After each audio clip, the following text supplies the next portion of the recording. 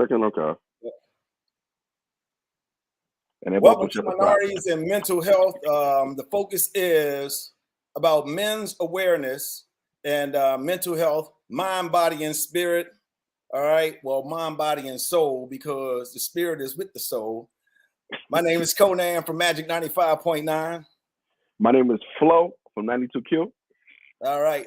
DJ Flo. You got to put the DJ in there. I don't like to be put in a box sometimes. I just say Flo, and it's everything because it's a personality and the DJ now. Okay. All right. That's right. That's right. Because you're doing mornings.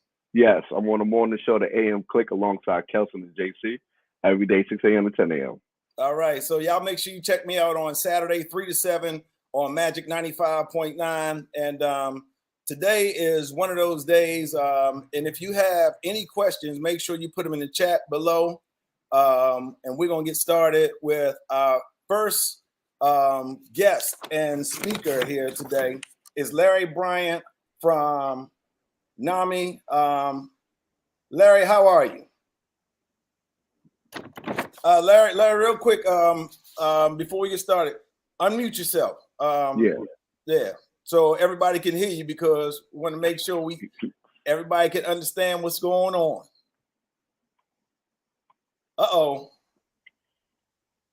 Larry, we already have a computer problem, so figure that out, and we're gonna go to the next person and come back to you, Larry, because you will be on screen. But figure out your mute button. And Flo, let's and next. The next person we want to bring to the panel, psychotherapist from Sheppard, Pratt, Mark Raspberry. Hello. Can you guys hear me good? Yes, sir. All right. I want to thank you guys for bringing me out here today. I'm really excited to be here. All right. Well, Mark, what we want you to do is explain to everybody a little bit about yourself and what you do at Sheppard Pratt.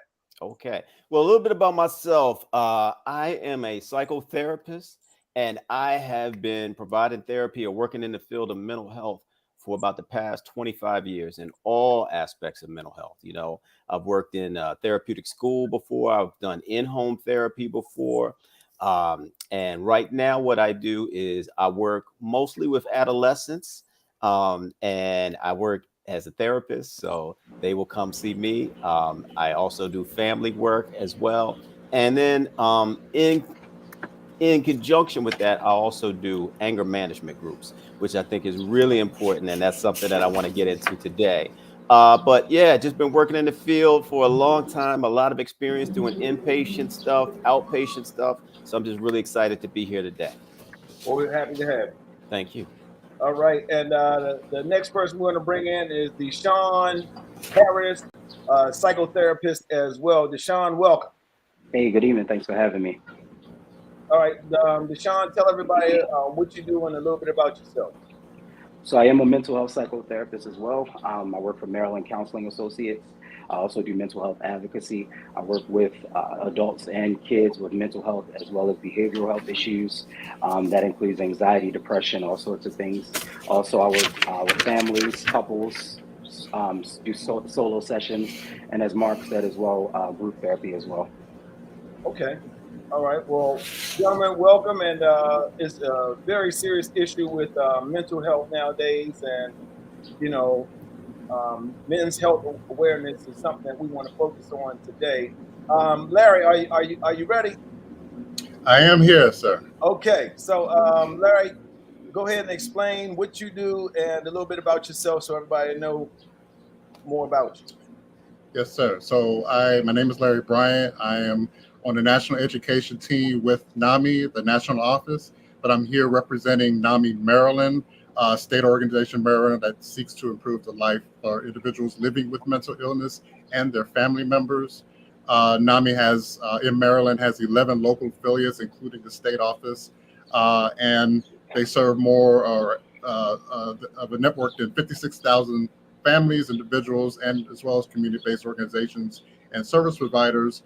I'm here today also because I am someone living with depression and anxiety. So working in an organization that both provides service, support, education, advocacy opportunities, and learning for people living with mental illness, people like me, is why I'm here, is why I'm with NAMI, and is why I'm supporting NAMI Maryland. All right. Well, I greatly appreciate you, fellas, for being here. Flo and I were talking before we logged on, and I'm going to be vulnerable today, and I'm going to talk to you as Larry did, gentlemen, and you can help me out, bear with me, and hopefully I can help somebody else, because today happens to be the anniversary, June 28th, 2020. I lost my daughter in police custody. So, and in the last several months, in August of 2021, my dad passed. October of 2021, my second to oldest brother passed. And then February 20th was my birthday, and the 27th, my oldest brother passed. So, there's a lot on my mind today, and, I pray, I meditate, but there's times that probably like Larry, my meditation is all over the place because I can't quiet my mind. And going through stuff like that, I know that in our community, a lot of people sometimes don't think they need to talk to somebody. And, of course, we all talk to our higher self, and we talk to God, and we pray to the universe and all that. But what are some of the things that we need to do to make sure that we keep our mental health in check? Mind if I start? Yes. I think the first thing is supporting each other. One, we can support each other and let each other know that it's okay to talk about our mental health. It's okay to share our feelings or express our feelings, because I think since we are a men's health awareness month, I think it's safe to say that growing up as men, we were all conditioned to believe that it's not okay to express our emotions. It's not okay to cry. It's not okay to share those emotions. That comes from households. And I don't know if anyone remember, we'd be called a little girl or other menacing phrases like such as that. But or sweet, right, right, or a whole bunch of other phrases. But I think it's okay to support one another and say, hey, if you need a shoulder, I'm here. You don't have to tell your brother be strong, because we're not always going to be strong. That's the first thing that someone says: be strong. You're not always going to be strong, and there's times when you try, you're constantly being strong, and what you're doing is bottling those emotions up, and then it comes out as displaced anger later. Well, one of the things that I do is sometimes, and I was talking to my mom about this, and Larry, maybe you can help me out with this. Sometimes I just shut down. I don't look at texts. I don't answer my phone. Like today, I probably looked at one text on my phone because I know some of my texts are going to be texts that stir up the feelings that I have and the emotions that I have. But one of the things I do is I kind of like sit by myself. And Larry, how do you deal with your situation? Well, like going into myself is probably my default move, which is not always healthy, right? So I go back to example, at the beginning of the pandemic. I remember sitting at home on a Wednesday evening watching Utah play, or watching Dallas play Utah in Dallas, and they shut everything down. The NBA shut down, and we're all sent home basically for working from home. We can't be on the streets. At first glance, it's like, whoo, it's like a snow day. Like I'm at home. I don't have to go in the office. I can eat cereal and do everything in the morning right at, in my living room. After a few days, after a few weeks, that free day, that snow day, it's like sitting in a coffin. And my depression, my anxiety was out of control. And when I isolate myself, at first it's out of self-preservation, but sometimes I get stuck there and I need to be dragged out, pulled out. So what I do is try to balance some kind of my instinct is to shut down. My instinct is to stay quiet. My instinct is to go to myself. But what I do is the opposite of that. I try to do something that's engaging. I'm not saying go in front of a microphone or into a crowd, but I try to kind of balance that. And it just comes with practice. It becomes, understanding those triggers, understanding when I'm entering in a space where I know that's a long, dark tunnel. That's a long, dark hallway I've been down before. I'm not trying to go back there. So with experience, you learn to kind of develop kind of recovery or balance techniques that help to kind of keep me from from myself. But yeah, that instinct to kind of close down, to shut off, to protect yourself is all of us feel that, and it's natural and normal to feel that. The trick is not getting too sucked into that, too sucked down, where you just lose sense of and contact with everything and everybody else.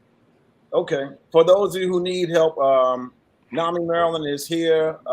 You can go to NAMIMD.org or to SheppardPratt.org or call 410-938-5000.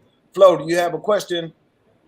Yeah, so me personally, dealing with the profession that I deal with, I'm always ripping and running, 7 days a week, ripping and running. I think in my mind, I kind of think I trick myself into thinking everything is okay because I'm always working.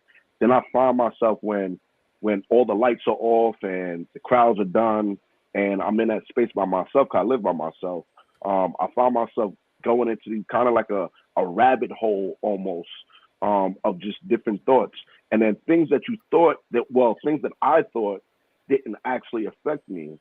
I'm starting to see that actually affect me. Perfect example, just being very transparent. Yesterday, I didn't have a very good day. My mom's a doctor. She has a doctorate in education. She's also a social worker. So I kind of tell my mom a lot of times that, sometimes I just want the I don't want the doctor. Because she's like a fixer. She's like a fixer-upper person. That's just what she does for her career. Her whole career, she's just been a person always there to fix someone else's problems.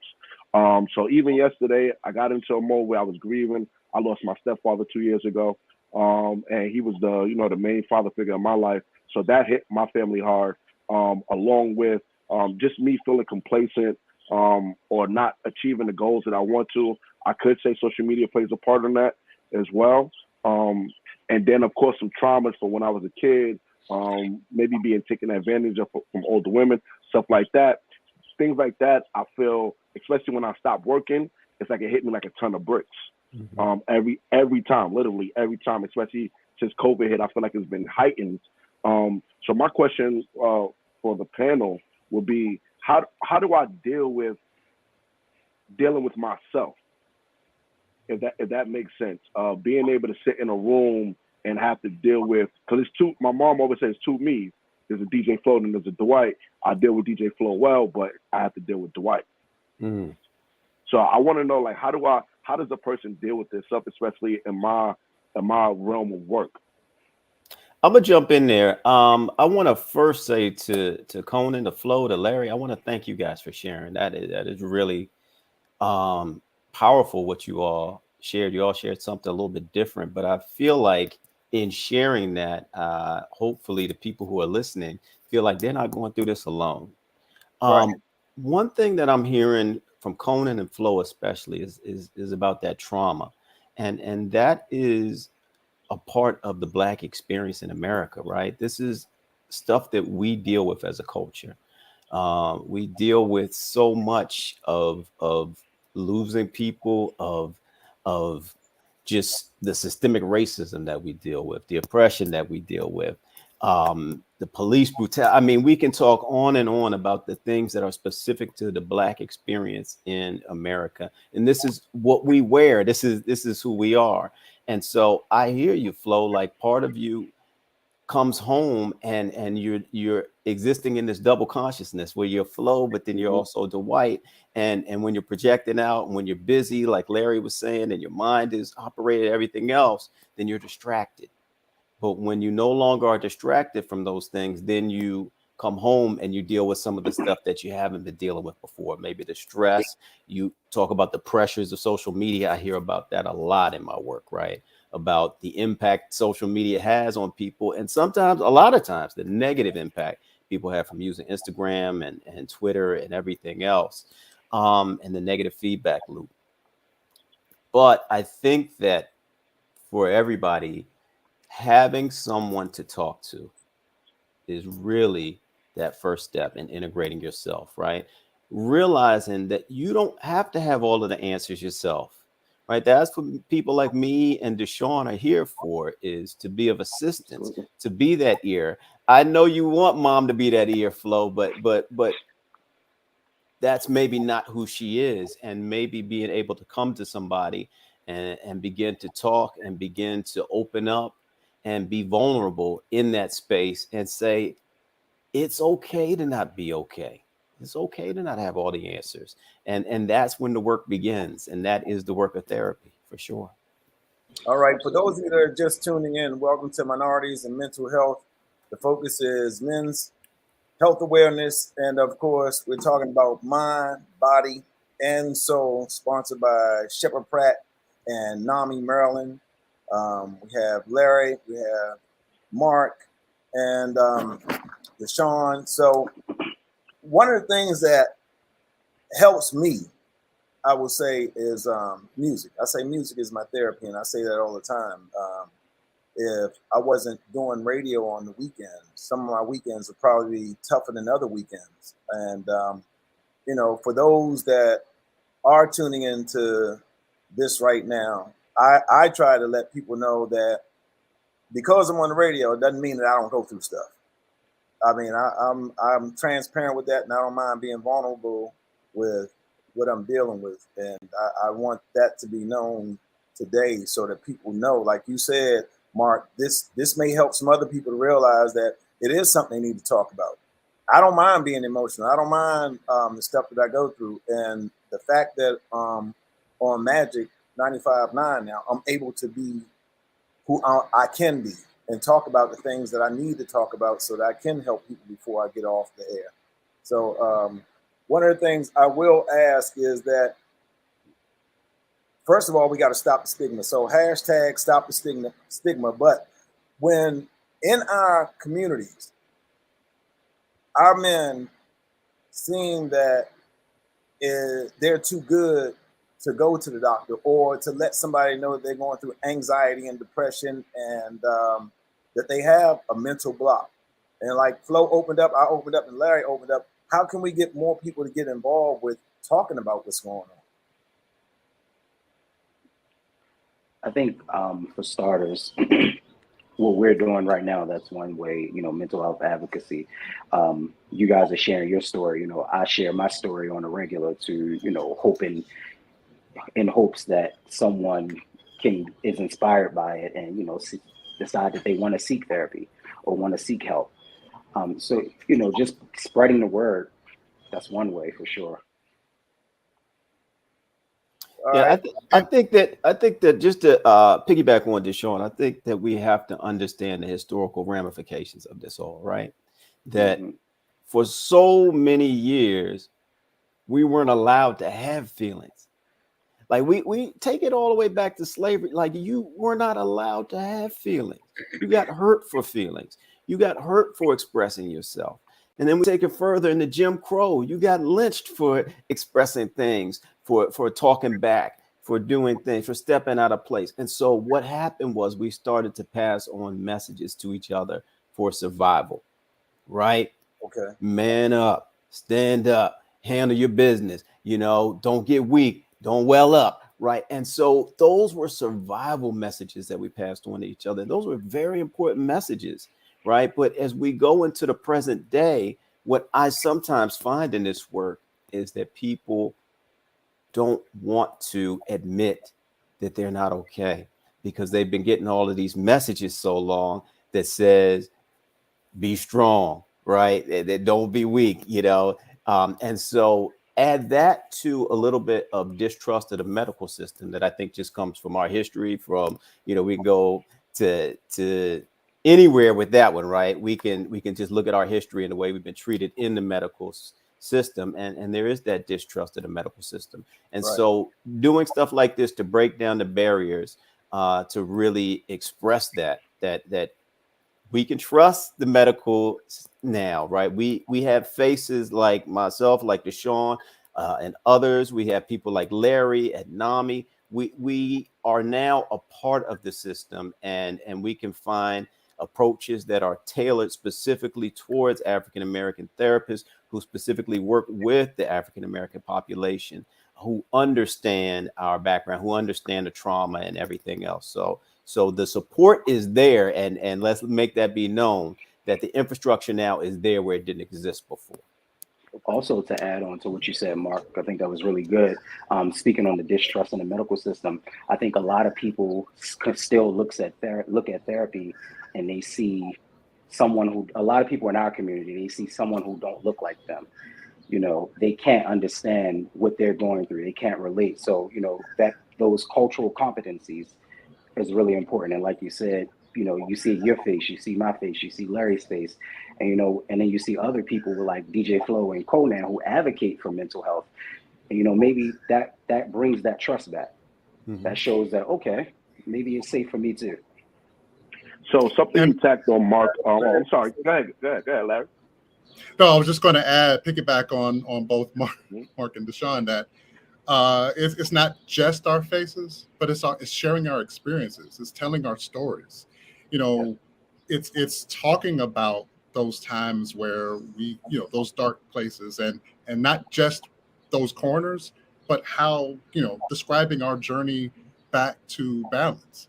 So being able to not just show up and to be a black face, to be 5 black men on this webinar, where others hopefully can see us, and then in us also see and hear themselves. But being able to share those stories and cultivate those stories and those lived experiences in a way that actually makes change, that talks about, yes, it's, you know, the serious mental illness is nothing to play with, but with the proper treatment, with the proper therapies, with the proper medication, with the proper interventions, you can live a full and healthy life. And being able to tell that complete story as a black man, you know, as a father, as a husband, all those things matter. So being able to share those stories, NAMI does a great job within all of its programs, especially the peer-to-peer program that I manage, and be able to help kind of empower individuals who are living with mental health challenges, who are a spouse or a partner or a family member of someone living with serious mental illness, to be able to talk about those and change policy, change the way we think about mental illness, change the way we legislate resources and allocate resources, etc. So sharing those stories, I think, matters, and continuing to do that, whether it's through generations, through neighborhoods, through webinars, however we do that, I think that helps as well. Absolutely. So one thing that Mark spoke on is us, well, as a black community, especially men, we have a tendency of passing down some of the negative, I'm gonna say like the negative cultures that we have from generation to generation. Like you said, to be strong, the even something as far as like sexual abuse, we kind of wear it like a badge of honor, opposed to teaching a young boy that he's actually being taken advantage of and knowing how to deal with that. And then we continue that, I guess, with our relationships with women as we get older, etc. So my biggest question, I guess, here is, how do we unlearn that toxic behavior? How do we stop and cut off the continuous generational bad habits? How do we get rid of that so that we can, you know, change over a new leaf and move forward? I think first, I mean, we talked at I think the very top of this about trusting the mental health and the medical fields, especially as Black people in this country. But it's also about trusting ourselves. And we have to be able to explore ourselves, to understand where those connections are, and then at some point, be willing to then change them, adjust them, adapt to them, whatever that is. I was told, look, I figured out I knew a long time ago, I was in my early teens, that I was, you know, heading down some very dark roads with depression and the anxiety and just the noise in my head. Mm-hmm. And as a high school All-American out here in Alexandria, Virginia, I was told by adults that I shouldn't bring that up when college coaches, recruiters come around. I was told by some of my college coaches that I shouldn't tell the NFL scouts when they come around about that, you know, that noise in your head. So it's not just that it's these learned kind of environmental influences. It's sometimes just done as out of self-preservation, because we see ourselves as weaker men, as weaker when we admit to our flaws or the things that make us less than perfect. So it has to be, we as individuals have to at some point take the wheel in that. And I know it's not, it's a little bit more complicated than just pulling up your bootstraps, but we have to trust that journey. Everything is not, we can't, if we walk with a limp, someone can identify that limp and we can know what doctor to go to, what kind of therapy, ice, treatment, whatever. When it's mental health, it's not always visible. And if it's visible in a Black man, it's not always identified as mental illness. It's identified as, well, he's surly, he's angry, he's a troublemaker, he's got problems, all these kind of negative things. So we have to be able to unlearn, we have to take a role in unlearning that. And if it means kind of surrounding ourselves with the education or with people that provide us support, trusting the people that we receive that support from, if it's our mother, if it's a parent, whoever that person is, and then trust that process. It's not always going to go smoothly. It may have some bumps and bruises along the way, but at some point we have to trust our role in setting our journey to recovery. Also, I agree with you for sure, Larry. I also want to add, just making that conscious effort and being intentional to do that, to break those generational curses. For instance, my mother, she grew up in foster care. In turn, my siblings and I, we pretty much grew up in foster care, foster homes and group homes. So my brother and I, we talk often about breaking that generational curse so that, our children don't have to experience what we experienced growing up. Just so being intentional, having the motivation to break those generational curses and those toxic cycles for your very own, your own future, your own legacy. Yeah. I want to thank you both just for sharing. I wanted to just piggyback real quick on that, Flo, because I feel like you are there's something really important that you're hitting on right there. And I feel like that is on us as a culture to decide what messages we want to put out there, right?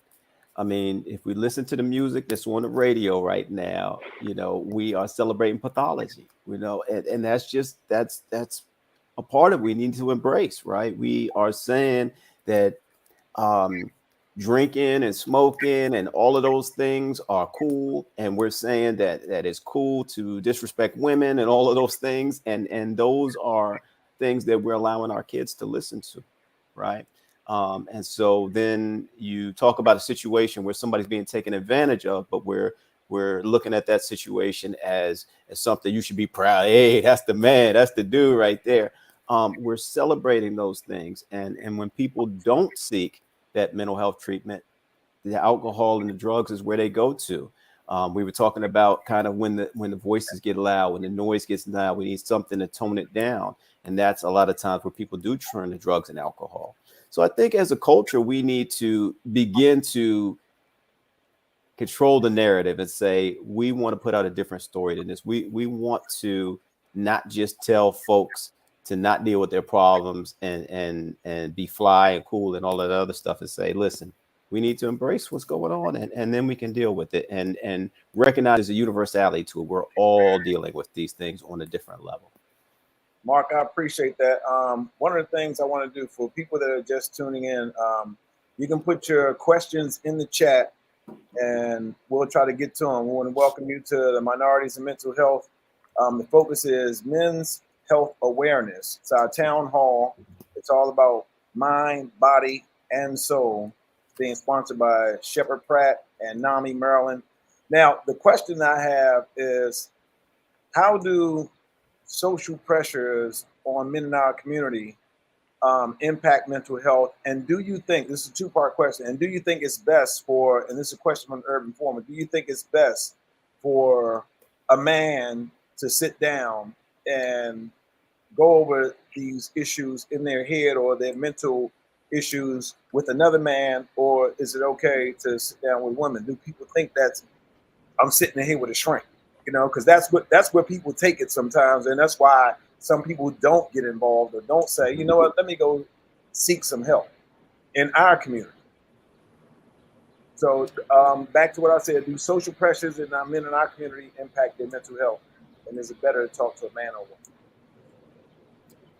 So as far as social pressures. I mean, I guess you probably have to narrow that down. There's a whole lot of things out there that influence us. I mean, just take just the year 2020, Right. period. What? Right? You're talking about COVID. You're talking about employment. You're talking about my stability. You're talking about Dante Wright. You're talking about all of the police killing of unarmed black men, not just in 2020, but period. So there is a lot of environmental and social pressure that impacts us specifically as black men. But that's par for the course, right? So we have to live with that. How we live with that is kind of our ability to be able to kind of, again, put our hands on the wheel and manage through that.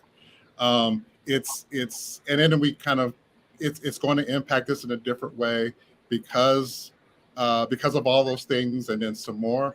But I think the things that also impact us most, that are most subtle and sometimes disguise the things that are there to protect us, are our family members, are the people we're around every day, our jobs, the neighborhoods we live in, the police officers on the corner. All these things give us, impact us in a bit. So we have to consider all of those influences, and we're all different. We all have different influences. We all have different stressors. We all don't come from the same neighborhoods. We all have these different things, but we're all impacted. And we have to be able to do an assessment of all those different influences and then plan accordingly, and take care of ourselves, identify those triggers, identify those painful proddings that come from just turning on the news every day or every morning. Practice self-care. How many men do we actually, black men especially, talk about just practicing self-care? But paying intentional attention to how we are just interacting with the world around us and how the world is interacting with us. And if that means sharing that information with a man or a woman that happens to be a therapist, I think that's a personal choice as well. I talk to who's the best listener. Sometimes that might be a man, sometimes that might be a woman. Growing up, I talked to both my mom and my dad. I talked to both my brothers and my sisters about some serious, issues, things that are going on with me. I personally am just nervous about talking to any therapist, regardless of their gender, but I don't discriminate. Like if I'm talking to someone and I trust the conversation, if I trust the connection, if I trust the feedback and just the back and forth, and I feel like the conversation is advancing and I'm finding value in it, I'm talking to whoever's the best listener. Okay. Okay. So you did say something, Larry, about how you talk to your brothers, you talk to men that's around you. How important is fellowship, brotherhood, when we're talking about mental health? Like, how important is it to have a support system of men when we're speaking of mental health? For me, I think it's important for a lot of reasons. One is because, again, talking with someone who has a similar experience as me, another guy, another man, a young man, who might be seeking me out for just kind of mentorship. In some cases, in the same way I seek out an older man or an experienced man when I want to kind of, just kind of rack his brain about an idea or a philosophy or a thought or just something that's happened in the news today. So I think it's important that the individual is there to define who they feel like that balanced conversation or that interaction should be with. I don't think we should stereotype like it needs to be a man, but I think for some men, having another man's voice, having another guy to bounce off ideas, to have another guy to connect with in that way, I think is valuable. Whereas for others, again, it's some of us have grown up in households where our mom and our sisters were around us all the time. We're used to talking to women. We're used to interacting with women. It's not a preference. It may not be a preference. It's just it depends on that individual, on what finds what's most comfortable, what works best, and depending on the conversation. Some conversations you have are more natural and better and more fruitful in talking with a guy. Sometimes with a woman. Sometimes you want to get that perspective. So I think it depends on the individual. But again, for me, it's who's the best listener, and and where do I find the most value when I'm speaking and listening. Mm-hmm. Okay. One of the questions that I do have is tips for managing stress, and how do you know when it's more than stress? Is there a sign that people need to look for, especially in men in their family? Because, you know, we always look to the women, and we know when something's wrong with the lady in our life or our mom or somebody else. But like we all know, men try to hide that or cover it up. And when you're Well, we stressed think we out, do. just trying to pay bills, trying to keep Yeah. up with stuff, raising gas prices right now. Of course, food is at an all-time high. Prices of everything's going up, and the man's trying to maintain the household. How do we know how to manage that stress? And when do we know that it's more than stress? How can you tell?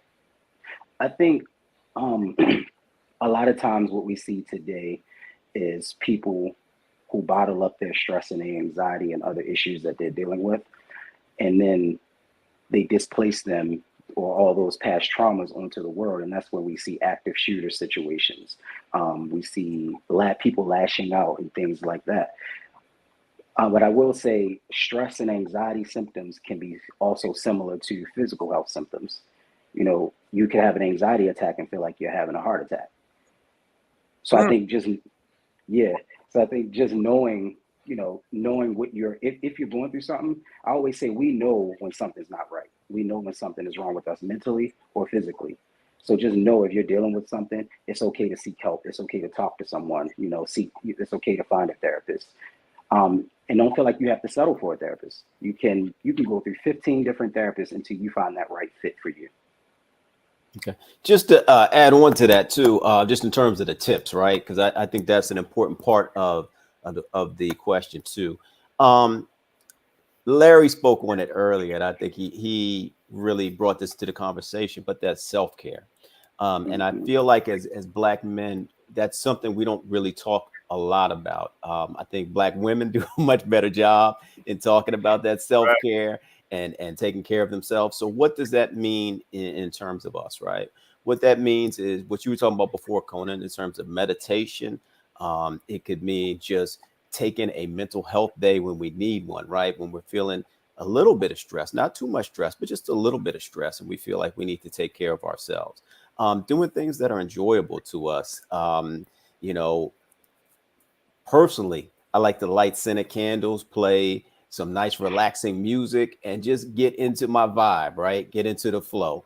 But whatever it is usually just about focusing on ourselves just for a minute, just to get that time to try to get our breath back. What happens in my estimation when it becomes too much is when it's too hard for us to get back to where we're trying to get to, when we find ourselves pulling back from everybody else and isolating. Just really quick, in terms of COVID, one of the biggest things that happened with COVID was that everybody had an excuse to isolate. Everybody had a reason to be home and be alone, and nobody was going to question you. And nobody was going to monitor how much you were drinking, and nobody was going to check out if you put on 20 pounds, right? You had an excuse. Checking it out now. Had an excuse, exactly. That COVID-20. So now I think now that people kind of understand that, I think we really know that when we're isolating too much, when we're pulling away too much, when a friend is pulling away, when we're noticing those things, that can be when it's time to seek help. And when we can speak up to a friend and say, hey, is everything okay? You doing all right, brother? And really jump in there. I want to add on to what you said, Mark. I'm actually glad that you pointed out those specific self-care techniques, because a lot of my clients tell me that they can't afford to do self-care. And the thing is, a lot of people believe that self-care is taking an extravagant vacation or something where you have to pay, kick out a lot of money for. But those specific techniques that you named are things that you can do for self-care, because it's mostly about decompressing, because a lot of social factors that we take on our everyday life is weighing down on us.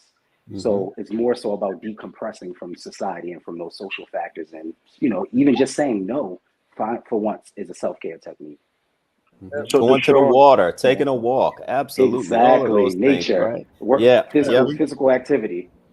so but I teach a class again peer to peer. I teach a class where we talk about like breathing techniques, like things you mhm, could do, like sitting at your in a chair, whether you're at work or at home, on the bus, wherever you are. Breathing techniques, diaphragmatic breathing, how to breathe, how to center yourself. And one thing that's amazing, again, speaking of NAMI, is that all these are free. So you can save your money for that expensive, extravagant trip down the road, but you can get yeah, those free support services, that education at NAMI, and also learning, I guess, understanding how to identify your triggers earlier.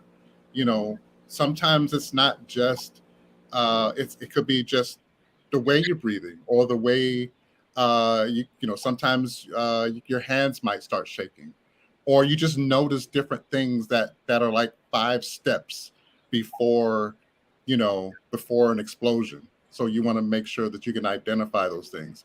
And the other thing, Mark, that people don't see, your friends, your coworkers, sometimes family members don't see, in addition to that COVID-20, when you're isolated, is those signs that you're not paying attention to because you're always used to other people seeing you. So sometimes you could be mhm, having or leading up, walking into an episode or some kind of serious breakdown and not know it, because if we're not readily in a place that we can identify those triggers ourselves, then yeah, we're holding a whole lot more than just that COVID-20 at the end of isolation.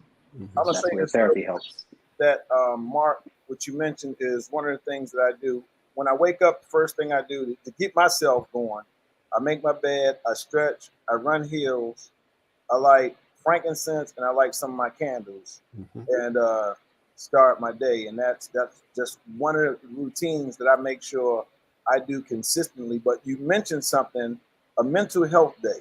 Now, mhm. is that something that people can take at work? Just say, hey, I need a mental health day today. I'm going through it, or I just need to check out for a minute. And then I'm gonna let Flo ask this question because I know he has one. But I just wanted to let you know that what you said, my self care, my start of my day, is how I do that.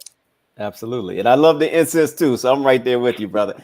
Um, in terms of asking for mental health, I think that has to deal with just your situation at work. I mean, some people might be in a comfortable situation where they have a good relationship with their supervisor and they can just say, hey, this is what's going on. I need a mental health day. Some people might be self-employed. They might just have that ability to say, you know what, I'm gonna step back and take a day to myself and not make today about making money. But other people might be in a more tenuous situation where they might have to call out. They might have to say, I don't feel well today.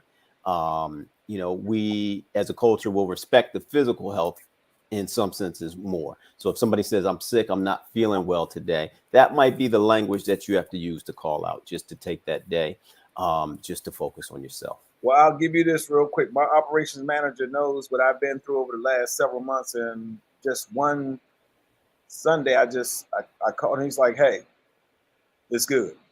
I got you." So I'm thankful for that. Go ahead, Flo. The thing I wanted to do before I got we went off the was with Mark. He started to list certain things uh, that or clues that you can see in your friend before it got too crazy. I just want you to extend that portion of it. Just Hmm. just some more just some more things that you could see, tendencies that you could see within your friends before it gets to like an active shooting situation, like you said, Right. Deshaun, or a person harming themselves. Well, I think I want Larry and Deshaun to jump in here too, because I'm sure we all can add to this part here. But I think a lot of times you just see somebody pulling away. They're not interacting as much as they used to. Maybe their presence on socials isn't what it once was. Maybe they're more quiet, less engaged. That sort of thing is what you can see often. I think it's different for everybody though, right? I think that you have some people who do what's called internalizing, where they go in, and other people who do more externalizing, which means they strike out. So those folks might be a little bit more combative, a little bit more ornery. They might be a little bit, people like, hey, whoa, steer clear of Bob. He's in one of his moods. So it really does depend on the person too, in terms of whether it's something that where they go internal, or something where they're lashing out at others, lashing out at their partner, you know, expressing a lot of dissatisfaction, that sort of thing. Agree. Yeah. I think also, oh, sorry about that. Go ahead. Oh, no, I was just going to say, sometimes it can go the opposite. People get quiet. Yeah. Sometimes people get talkative. It's like, I mean, I hate to equate it to this, but it's like, people who are close to us, we can tell if they're tipsy. Like, we know it. We can just tell. So it has to be that kind of paying attention. They're talking too much sometimes, or they're over friendly. So it depends on the individual as well, but it can be a lot of different things. But being able to just notice things that aren't normal to their personality, normal to the moment, or maybe inappropriate for the moment, might be some of those things you identify as well. Okay. Or Absolutely. just really quick, and I know you want to jump ahead to Sean, but if you notice changes in their patterns, they start drinking more, right? They start smoking weed more. They start doing things more, where you're starting to notice, like Larry was saying, just those changes in their personality or their pattern. Actually, Mark, you took the words right out of my mouth. I was going to say, noticing behavioral patterns. Like you said, if they start drinking more, if they start to isolate or seclude themselves, things like that. Just paying attention to those behavioral patterns, and I think that's why it's so important to check in on your friends. Say, hey, what's going on? You good? What's up? Especially those strong friends or those funny friends. Just checking in on them, especially when you start to know behavioral changes. And just to piggyback on that real quick, spending sprees, that can also be one to pay attention to, right? Yep. When you all of a sudden notice somebody really acting out of character and buying Manic. a whole bunch of expensive things, that can clue you in as well that something's going on. They could be having a manic episode. Not sleeping, that's a big one, Yeah.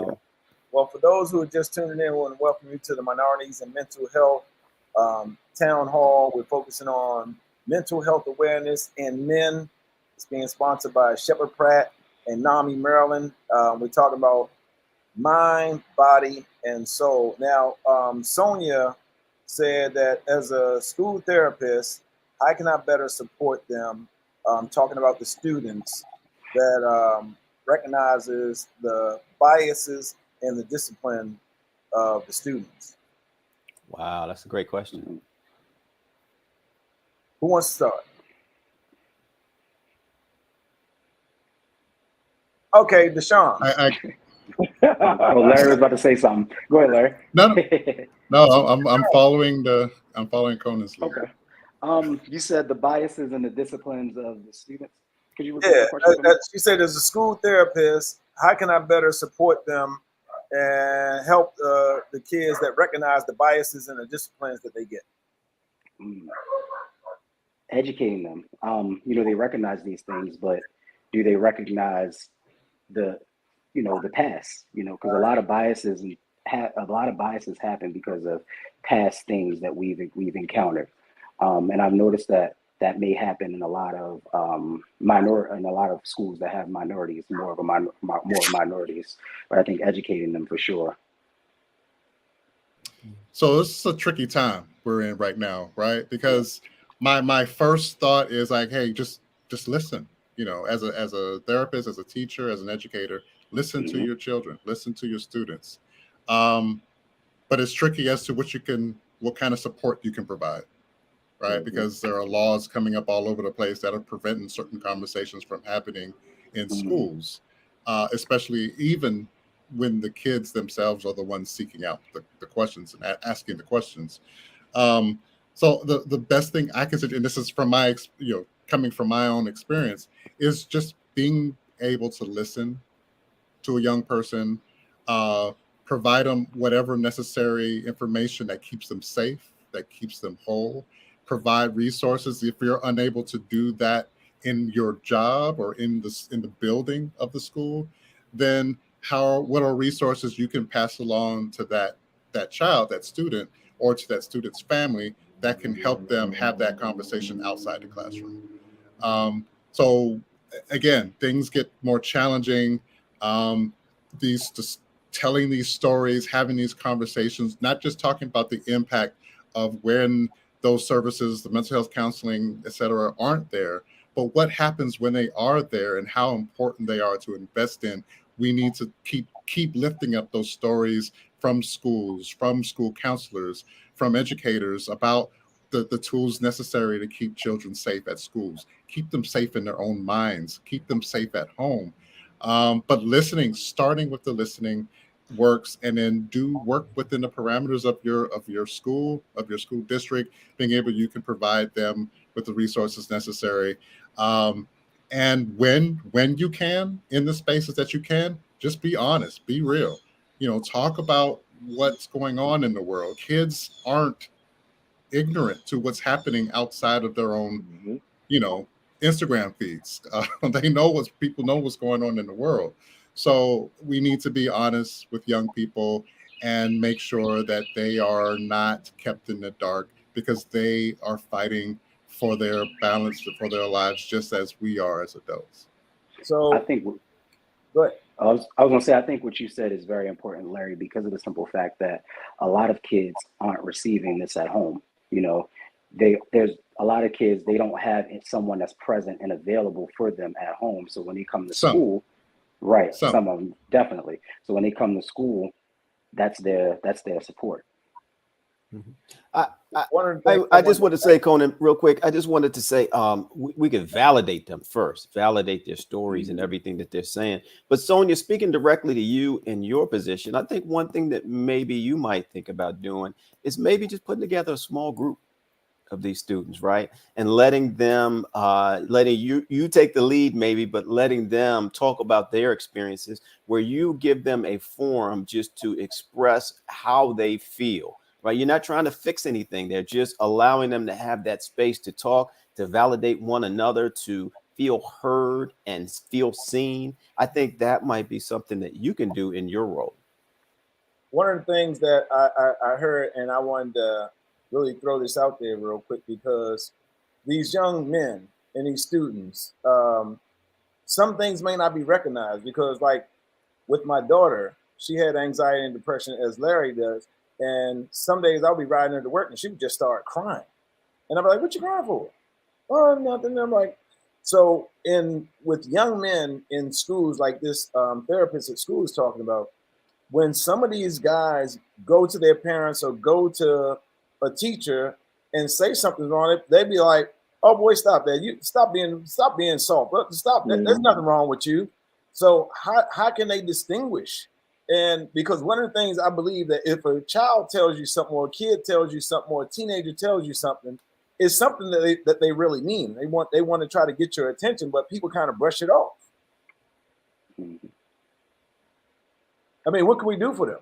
I mean, how can this teacher, I think, Mark, recognize that and help out? I think Mark said it best: validating their feelings, validating their story. That's first.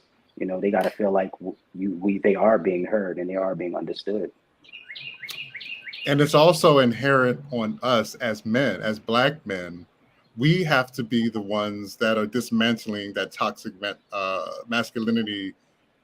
I was going to say something else. I know we're like speaking to the public, but we have to end that toxic masculinity. We have to provide alternatives for our own emotions and how we release them, so that when we're sharing those things, we have to be honest with ourselves and to our kids as to how to best kind of navigate those feelings, those emotions. It's okay to be upset. It's okay to be sad. It's okay to be angry. But being able to teach the proper channels, or the best channels in which to kind of to be able to share those, to express those. I mean, this is kind of just channeling your emotions and one-on-one kind of thing. But beyond that, that's where the core or the seeds of like symptoms of mental illness may reside, in just those kind of someone crying just kind of in the moment. that might be a sign of something more, or in the moment, it might just be that that child is sad. But we have to have that conversation there and not 5 steps later when another path has already been taken. So being able to provide those realistic options, again, especially for young boys, young men in our communities, whether it's in Baltimore or DC, we have to be Black men. We need to be as visible and as vocal on those front lines, being able to talk down what is just, basic, run-of-the-mill toxic masculinity. Larry, I think we're gonna have to get ready to hold up, but I want to say this: parents, if you are watching this, don't brush your child off. Don't say, "Wait a minute, I'm busy. Wait a minute, I'm doing something. Wait a minute, I got to run to the store." Take time to listen. We want to thank you guys, Deshaun, Larry, and Mark, for this Minorities and Mental Health Men's Awareness. So, and it's also being sponsored by Sheppard, Pratt, NAMI. Make sure that on the bottom of the screen, you'll see NAMI Maryland and Sheppard, Pratt, and the phone number, and NAMIMaryland.org and SheppardPratt.org. If you need help or your children need help, don't be too proud. Male, female, I know we're talking about men right now, but any of you can reach out to them for any assistance. Fellas, before we wrap up, is there anything you'd like to say to Sean, Mark, and Larry? I want to just say, Sonia, great job getting them groups going. I saw your message there that you've been fighting to get those groups, and I'm just really happy for you, and I hope those groups are a success. I want to just leave the viewers with a message, just saying that it's okay to talk to someone. It's okay to not be okay. It's okay to seek help. Okay. Yeah, absolutely. And if you need to talk to someone, if you have more questions about mental health resources, education, free mental health resources, education, advocacy opportunities in the state of Maryland, call the NAMI Maryland helpline at 877-878-2371. Someone will be there to answer your questions, to point you in the right direction. You can also find NAMI Maryland on all social media platforms: Instagram, Twitter, Facebook, LinkedIn, etc. We need to have more of these conversations. We as a community need to have more of these conversations that go to the next step of being able to set some more precedents and changes. It just seems like when we do these, time goes so fast. Yeah, that was fast. Yeah. All right. And if you don't know where to turn, you can always turn to your doctor. You can turn to your pastor. You can turn to a lot of those people that you trust, your friends, your spouse, people that might lead you in the right direction to get the help that you need. You don't have to have all the answers. My brothers, I appreciate you. Thank you for your time. I send you love and well wishes. And Flo, my brother, I will see you soon. Yes, sir. All right. Turn the lights. The platform. Larry. Turn the lights on, man. Mark, we and we want to thank everybody that tuned in and thank everyone that sent in questions. And we will see you next time. We'll do this again real soon. Hopefully. Yeah. Thank you. All right. Appreciate you guys. Have a good night.